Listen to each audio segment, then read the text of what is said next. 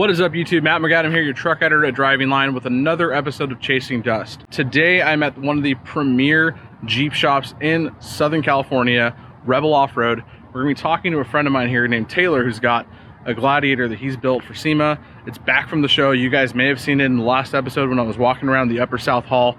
It was in the Rockslide Engineering booth. Super cool build, and I'm really excited to get in a little bit more detail on this build and just talk to Taylor about what he did with it. It's a really nice overland built Gladiator, but at the same time has the chops to do a lot of off-road stuff. So let's not wait any longer. I'm super stoked to check this thing out. Let's get in there and talk to him. Hi, baby girl. Hi, baby girl. Oh yes. Yes. I get distracted by doggies. Dude, they got it parked right out front on the grass. Check this thing out. Such an awesome build. Oh, hey, what's up, dude? What's up, dude? How are you? Good. So, thanks for taking some time out of your day to talk with me about this build. Obviously, we saw it at SEMA last week, but it was at Rockslide Engineering's booth. Yep. And then we did a little photo shoot with it, which you guys will see the video or the photos from later on. But I wanted to come down here and first talk a little bit about, you know, the vehicle itself, and then also get an idea for what you guys do. And obviously, for those of you who don't know, I used to work here. Taylor and I are longtime friends. I worked here many years ago, and I still have a good relationship with Rebel Off-Road. So it's awesome to be back here and check out this build here. What made you want to buy a Gladiator? You had one of the most badass JKs on the market. Then the JL came out, and I know that you were contemplating buying a JL, and then things kind of changed when the Gladiator came out. So kind of talk us through that process. Sure. Well, there's nothing wrong with my JK. I was stoked on how that was built. I was able to do everything I wanted to it and do everything I wanted with it. But I've been building Jeeps since I was 18. Yeah. And you get to a certain point where there's nothing else you can do. And as that being my passion, I ran out of something to do on my own vehicle. And so you basically modded it to the point where you couldn't have modified it anymore. I mean, it was minus a motor swap. I think exactly. That was it, right? It was either a V8 or a new project. And for me and how I use it, a V8 would have been so awesome, but forking out 35 grand or whatever it would have been to do that wasn't beneficial. Right. And going to a JL, I didn't do that because it was so similar to my JK. Sure. Yeah. I would have, had the nicer interior and all that stuff, but the vehicle in my eyes would have looked the same. It would have performed the same. And many of the parts that are available for the JL are pretty much a direct translation from the parts that are available for the JK, right? Yeah. I really would have chose the same parts to put on my JL that I would have had on my JK. So then I just would have bought a new vehicle and started over for almost no reason. Whereas once they released that they were, coming out with the Gladiator, that's a whole different deal. I could use that in a different way. I could wheel in a different way. Right. My JK, I've done rock crawling and all that for longer than most of the people that are wheeling their JKs. I've done all the hard trips and all that. I really want to go experience national parks and all that, and more of the adventure, just kind of like exploring. You've done all the hardcore stuff in your younger years. The JK's done the Rubicon countless times. You've done that trip many times. I've seen all those videos, and you wanted to build a vehicle, I assume, for those exploratory purposes, but at the same time is capable enough to do some of those trails you did with your JK. Yeah, I have every intention of wheeling the Rubicon with this. Awesome. But I also want to go camping. I want to set up my rooftop tent and hang out. I want to go to the Grand Canyon and Yellowstone and Yosemite. And not that I couldn't have done that with my JK, but I've outfitted this a little bit more in order to do that better, or rather with ease. It's set up. Having a bed is a different vehicle. So for sure. Yeah. Cool. So now that we kind of have the backstory on why you ended up trading in your JK for Gladiator, kind of walk me through the vehicle itself. I mean, obviously this thing was bone stock when you got it from Jeep, and now it's anything but. So, I mean, did you have a strategy going in for some of the parts that you wanted to add on there, or was it kind of like you just saw what was available at the time for the vehicle and you went with that? No, I had the game plan from day one. Obviously you did that rendering for me, and it gave me a good idea of what I wanted to do. But I drove this stock for 3 months while I pieced together the remaining things that I needed to figure out what components I was going to run and what was going to work and all that. But yeah, there's a lot of things that don't exist yet for the Gladiator, even though it's been out for 8 months. But I had a really good idea of what I was going to do to the vehicle before we started whatsoever. Cool. So let's start with some of the obvious deals. You got, well, I guess we'll start with the front end and then we'll move our way to the back. So you got, obviously, you know, the crown jewel is like the King shocks on there. Yeah. So talk us through your suspension system, your axles, some of the more hardcore drivetrain components. Yeah, for sure. So I'm running the Rebel Off-Road Recon coilover conversion. It's what I ran on my JK. Works awesome off-road, drives awesome on-road, and just I can really take it wherever I want. Sure. It may be overkill for what I want to do with it, but I'm all for it. I'm happy with overkill. SEMA builds are no stranger to overkill. So totally. If that's all you're doing is overkill, not too big of a deal. Recon coilover kit is an awesome solution for a daily driver, weekend warrior, overlander, rock crawler. It's really the best of all the worlds. So I went with that. I'm running the Dynatrac axles front and rear to safely handle these 40-inch tall tires. So it's a XD60 in the front, full float axle assembly, and then it's a Pro Rock 80 in the rear. Once again, probably overkill for how I'm going to use it, but the last thing I want to have happen is a break or get stranded in the middle of the Rubicon because of a little broken axle shaft or whatever that might be. Yeah, it's just that kills all the fun. You could have the best trip and have a break like that, and you're just stranded, and that takes all the fun out of it real fast. For you new Jeepers out there, I guess kind of explain the importance of running, you know, a Dana 60 or Dana 80 axle when you've got such a big tire, like a 40-inch tire here. It's, you know, why is it needed?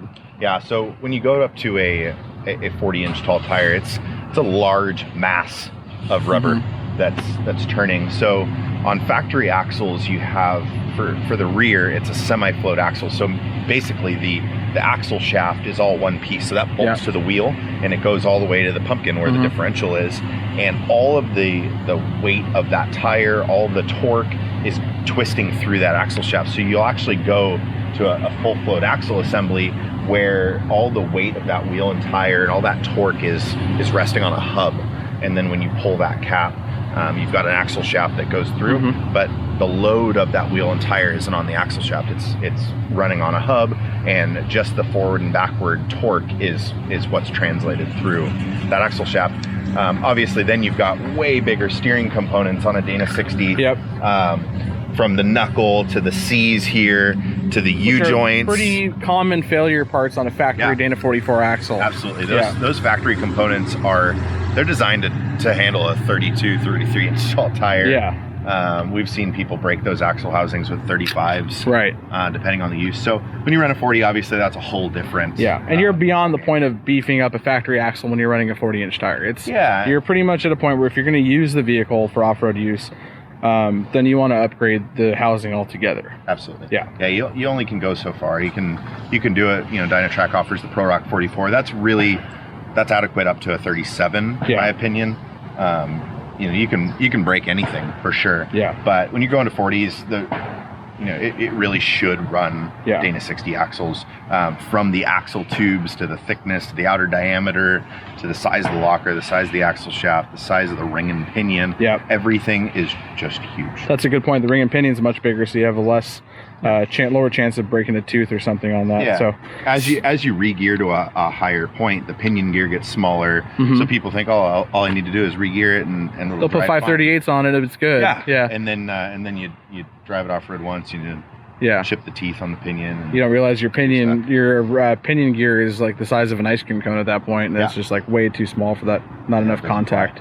So speaking of a large mass of rubber, you're running here a Nitto Trail Grappler in a 40 15-50-20.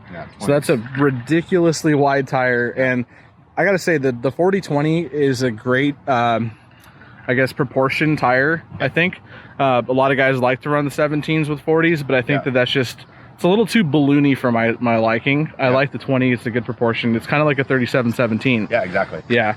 So I on my JK I ran 40, 13, 50, 17s, and I loved them, and they were proportionate and all that.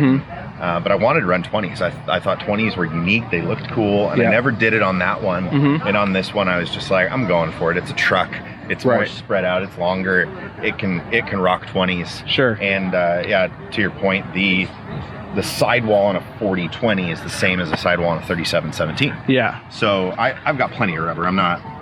There's no issue there. I can air down plenty. I'm running a 20-inch trail ready beadlock, so I could air this down all the way, and I'm not going to have an issue with the tire popping off the bead. Yeah. It's 15.5 inches wide, so traction is far from my not a problem. concerns. Yeah, I mean, if you guys, it's kind of hard to get a good visualization of just how wide this tire is, but I got pretty big hands. Taylor's got bigger hands than me, but I mean, that's a huge tire. So, yeah. But it's definitely what you would need for some of those more hardcore trails. So, yeah, the Trail Grappler, and you daily this thing, right? Once, Absolutely. A couple times a week. I know you got a bike as well, but SEMA. yeah, I drove home at 80 miles an hour, tracked straight down the road, didn't drift, didn't wander, nothing, and yeah, I'm stoked on how this tire performs. I've had other tires in the past that, they have their own quirks. You know, you get a drift right from one of the tires. You get, choppy tire wear or short life. But frankly, this tire tracks straight. I know it'll last 60,000 miles. Sure. No noise for a 40, 15, 50, 20. Mud terrain, to be as wide as it is.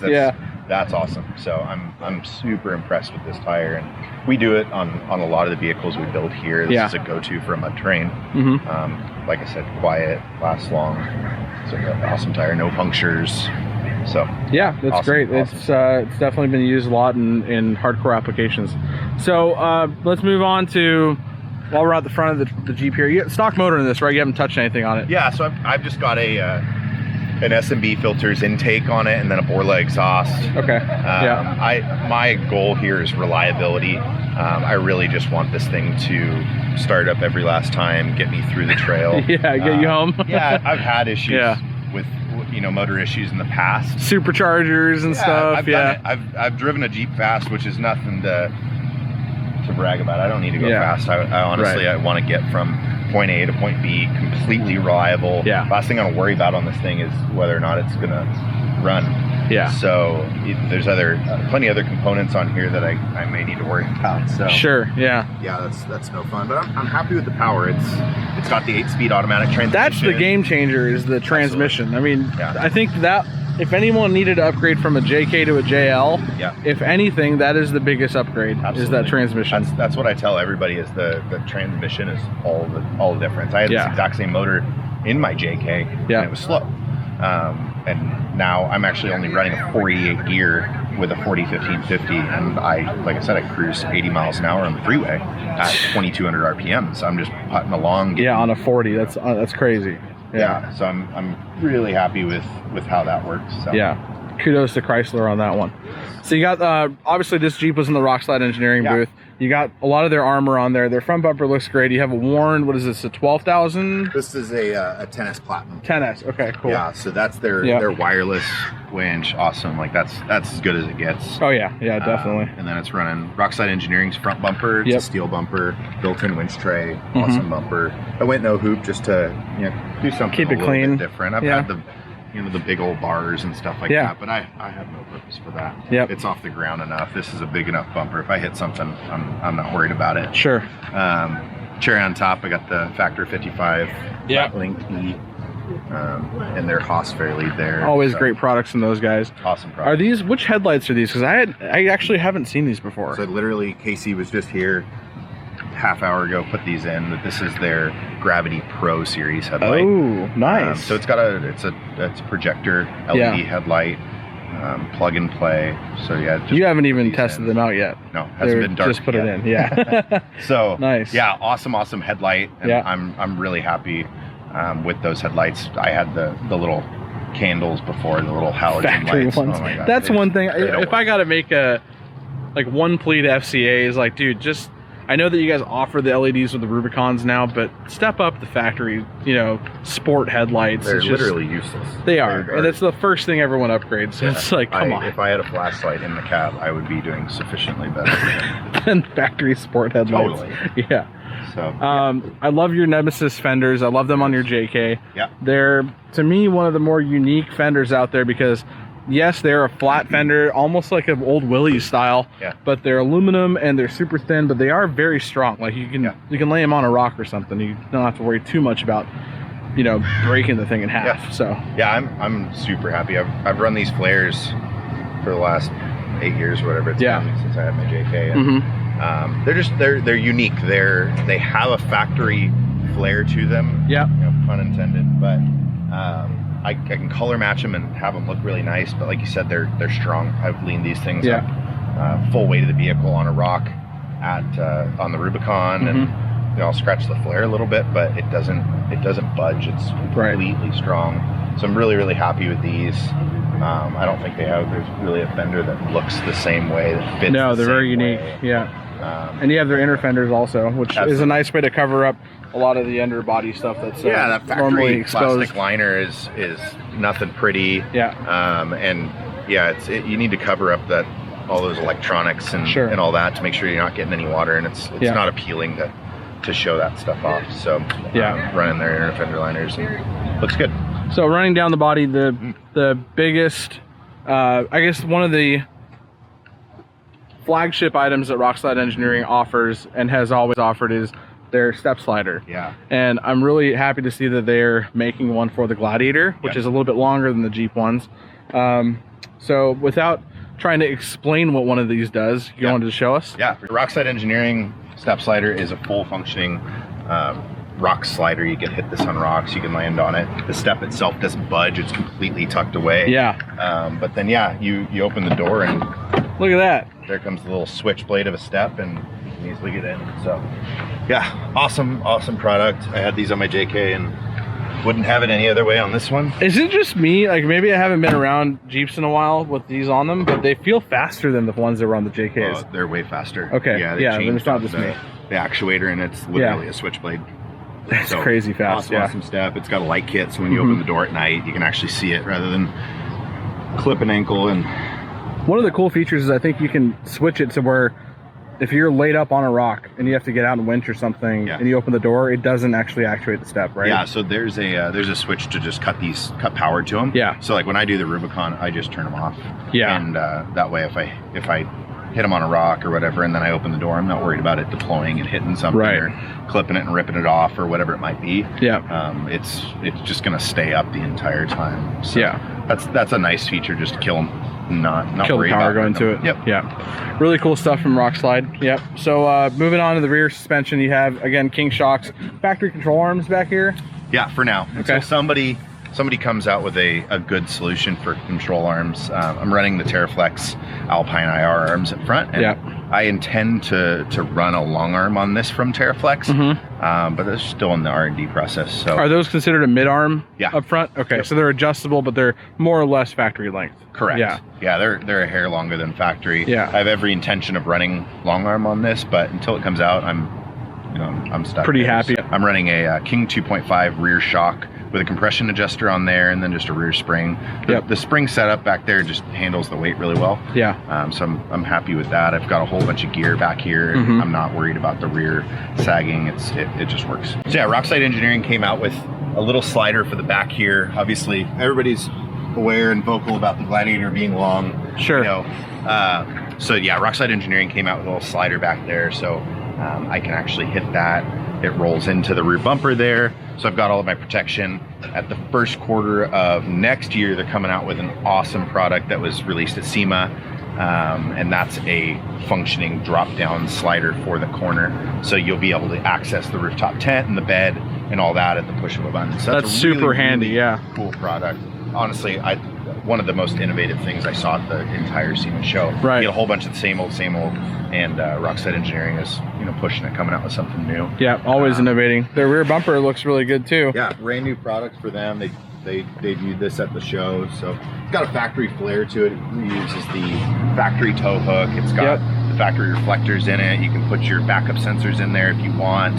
It's really tight to the body. Sure. So we're not. It's shorter than the factory plastic or metal bumpers are.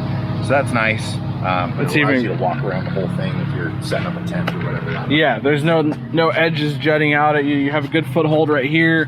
You can still hop up and get to whatever you're getting to in the bed. Yeah, for sure. Really nice. But obviously, you know, the biggest change between a JL Wrangler and a Gladiator is the bed itself, and what you can do and what you can bolt to it and what you can carry around.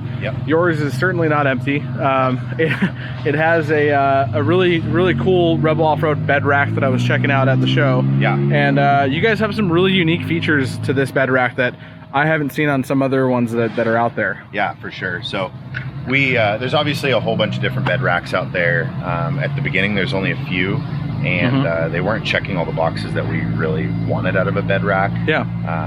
For example, a lot of the bed racks, they come in, they taper in, so they don't follow the body line. The body line, which just to me personally that looked weird.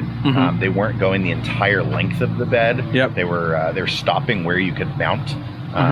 They weren't, you know, they didn't get creative and think of how could we make this thing go the extent of the bed. So on ours, we actually we made the base plates of the rack contour the exact lines of the top of the bed rail. So it just follows that. We get the entire bed for our rack. It bolts into the factory rail system. If you don't have that factory rail system, we offer a rail system that's way cheaper than the factory. That's awesome. And it's just as modular as it possibly could be. We've decked out the 3 Gladiators that we have with every last accessory to show the capability of this rack. It bolts together in about an hour for one person with hand tools. I'm not very mechanically inclined, but I did it. And like I said, it follows the same contour as the cab. So you go along the whole way, and it's running the same angle. It's the same height as the roof on mine. We offer a mid height, which is about 8 inches shorter than this one, I'd say. For some people that want it to be a little bit lower and not have keeps your tent a little bit lower. Which I might switch that to at some point. I really like having the visibility out of the back window. I like having all the room on the inside. That's true. I didn't think about that. So I know my tent's high and I can feel it, frankly, if I'm cornering, but I've got a full bed to work with. I've got full visibility out of the back, which I did not have on my J case. That's really nice. Got a Pelican case mounted on the side, which I'm pumped about. And then obviously my Rome Adventure Coat tent up top there. How do you like that thing? I love it. And it's if you've ever slept in a rooftop tent, it's hard. I actually have never slept in a rooftop tent. You'd never sleep on the ground again. It's just kind of why I'm scared to buy one. 3-inch memory foam in there. I'm comfy. It's got skylights in the roof. It's the That's life. Rad. It's glamping for sure. Oh man, you're gonna turn an overlander out of me. But then on the inside, there's some other cool things that we did with the rack. We made a table mount up here. This is really cool. And I talked about this in my last episode when I was checking out your Jeep. And I didn't notice it at first because I was just kind of looking at everything else going on with this thing. But then I looked up and I was like, is that a table? And then I kind of looked up and I was like, that's actually genius. Because like everyone who goes camping, you're going to bring one of these fold up tables with you. And it's always such a pain in the butt to figure out where you're going to mount that thing or where you're going to put it. It usually goes to the bottom of your bed and it gets beat up by everything else you throw back there. So this is, I have it on me at all times now. It's completely out of the way. It's tucked up almost at the bottom line of the roof there. And it's a 4-foot lifetime table. It comes out. It's got like a flip out underpiece for a Coleman grill. So it's just awesome. It's nice to have it completely out of the way. Pull these pins real fast and the table comes sliding out. It couldn't be any simpler than that. It doesn't rattle at all. So really, really cool little idea that we came up with. Got max tracks mounted on the inside. If I lose traction with those 15.5, which I doubt that'll ever happen. Probably not. I got it. I've got a fire extinguisher just in case. Always good to have. High lift jack on the inside. Cool Dometic fridge here. So really cool slide idea that we came out with here. This fridge slide mount is another Rebel off-road product, and it's solely bolted to the factory bed rail. So this this isn't mounted onto the bed itself. We made a mount for the slide to mount onto, and that's bolted on with 2 bolts. And it's completely solid. That's seamless. No issues there. When it's closed, it literally doesn't move. Doesn't budge at all. And that's for all you guys who are like worried about drilling holes through your brand new truck. You know, you don't have to drill anything to go through the bed here. You just bolt it to the rack that they make for this Jeep, and that's you could run that on a factory Gladiator without our bed rack. Oh, that with the rail on it, going right into the factory bed rail. Oh, so nice. Literally 2 bolts, and that thing is even better. So you don't even solid. have to really have this if you want to run it just just the fridge slide. You can just buy that and bolt it to your bed rail. Yeah, really cool. Yeah, and then I've got a Pelican 70 quart cooler. Yeah, awesome. Just bring all my food home and drink some beers, whatever. A lot of people don't realize that Pelican makes like outdoor products now. Make everything. Yeah, like you go on their website and they just have all of it that you'd never know. You thought they just made cases, but right. Traditionally, they're like for camera geeks or gun guys or military applications, but now it's like they're moving so much into this outdoor, lifestyle stuff, and they have coolers, they have camping gear bags, they have all kinds of stuff. So yeah, they should check them out. Tucked back there, got a 4-gallon Rotopax. Yeah, that was kind of a last minute before SEMA figure out how to mount that thing, and it's mounted right into the factory bed rail. So we use some of those channel nuts that we use on our bed rack and threaded the Rotopax handle right onto it, and so that's bolted totally stout onto there. And then right next to it, got my power tank. I got one of those. Yeah, man, lifesaver. I Aren't can they air cool? These things up so quick. I mean, it's hard to beat compressed air. When you're trying to air. No compressor life, man. Yeah, I'm all about it. I'll still have a compressor on this for the lockers, and in the case that I ran out of air or something like that, I've got to have constant air. But yeah, that thing airs up tires so dang fast. There's something to be said about being the first guy in your Jeep club or your group to have all your tires aired back up and on the highway. You're just like, you just look cool. You're just like, oh, you guys you're still using your that? compressor. Yeah, I was done about like half an hour ago. I got 40s. I was down at 5 pounds, and now we're at 35. No biggie. Yeah. So power tank always makes a great product, and we're stoked to see it on this build as all of your other ones. Yes. And then you got some more stuff over here. You got a Rotopax storage. So got one of the, once again, to show off the mounting capabilities of the rack. It's just a Rotopax storage unit. So you could pop this off, open it up, and there's nothing in there now, but there will be. So find it. Yep. Some potential murder weapons over here. Yeah, you never know, man. So this is the Crazy Beaver shovel. It's a murder spork. Murder spork. Yeah. And then Thunderbolt Products. This is a full functioning firefighter axe. Oh yeah, that's cool. Such an awesome product. Probably open doors and stuff with this, and cut through a roof if I need to. Yeah. Campfire awesome. wood never stood a chance. Yeah. Is there anything on the inside we should know about? Is there a cage, right? Yeah, so I've got a rock hard 4x4 sport cage on the inside, super subtle, powder coated in black. So it's kind of sun's in the way here. See if you guys can see that. Yeah, black and powder then coated. Frenched in an S pod up there in the center. Oh yeah, I see that. Okay. Needed a good spot to mount that panel, so tucked it away in there. Yeah, that's clean. That, I've kept it pretty mellow on the inside. I want to do leather eventually, but when I'm driving it, I feels like I'm driving a stock, clean vehicle, not cluttered. Any of that. So. And they're a nicely driving vehicle. I've driven a couple of them now, and it's good to have that kind of factory off-road capable vehicle feel. Not something that's clunky, makes a bunch of noise, rattles around a lot. I to all these trails, Moab and Rubicon, they're long drives, 8 to 12 hours, and there's no reason to drive in some loud, clunky, uncomfortable vehicle. So you build it right, and you can absolutely drive it to and from any of those trails in comfort and quiet, listen to the radio, whatever. There's no reason to just have some beater. Nowadays, if you got the coin, you can have yourself a really, really nicely driving and very, very capable off-road rig. It's no longer where you have to compromise and you either have a trail rig or you got your daily driver. You can actually have both.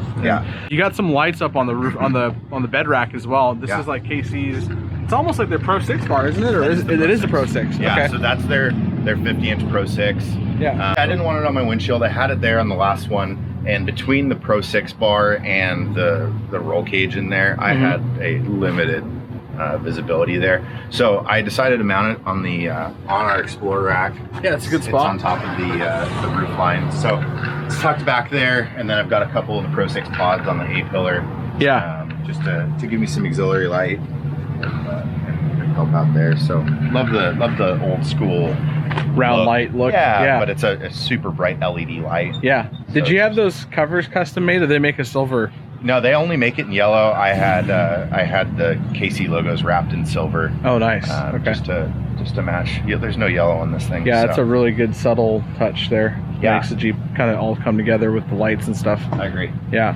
One of the things that I really like about the Gladiator is that it has bridged the gap between overlanding and rock crawling. To me, it's like that perfect in-between vehicle that can do both. It can rock crawl all day long in Moab, but if you want to just do some of the mild trails and go, explore like the stuff that you want to do with this thing, it's very, very capable at that as well. Yeah. So in your experience with this Jeep for the last, several months, how has that been for you? Has it been kind of the same? Yeah, it's an extremely versatile vehicle. Like you said, it's, up until here, it's the Jeep that we've always known. Right.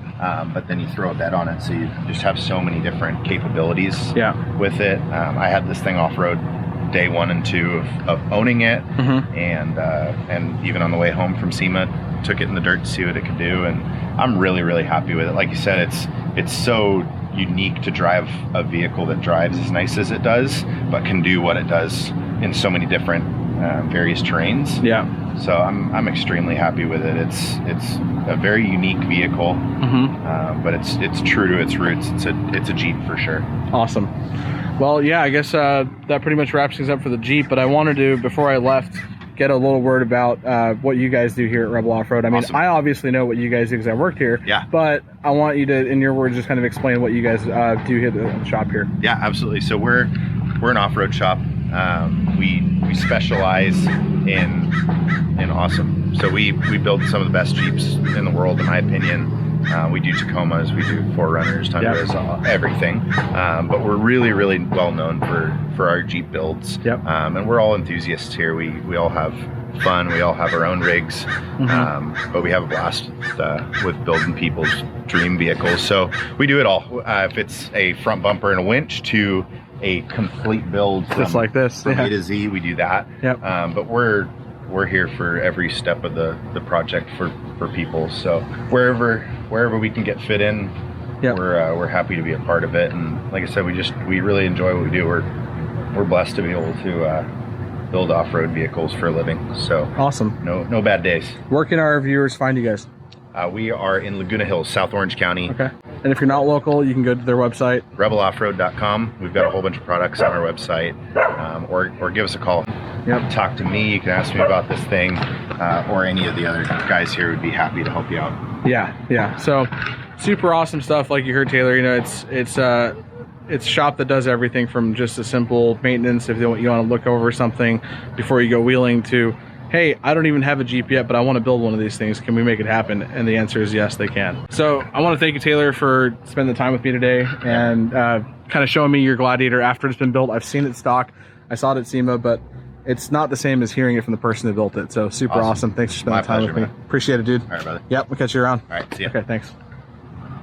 So there you guys have it. That was a super cool review of Taylor's Gladiator. If you guys want to follow what he's up to, what trails he's doing, what events he goes to, follow him on Instagram. His Instagram is iron, IRON_man_JT. So obviously the Jeep is called Iron Man. That's his Instagram handle.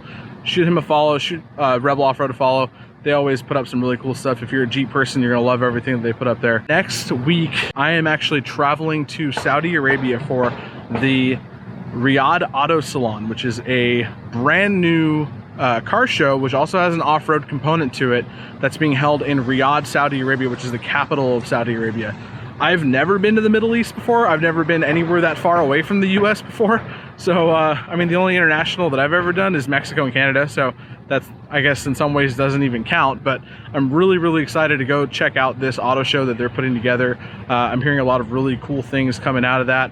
Some stuff that we're going to see there, but it's going to be a new experience for me. But I'm bringing this camera with me, and you guys are going to be there every step of the way. So that's going to wrap things up for us here at Rebel Off-Road today, you guys. Please subscribe to us on YouTube, follow us on Instagram, follow us on Facebook. We're on all those platforms. Thanks for watching, you guys. This is your truck editor at Driving Line, Matt McAdam, aka Desert Chief.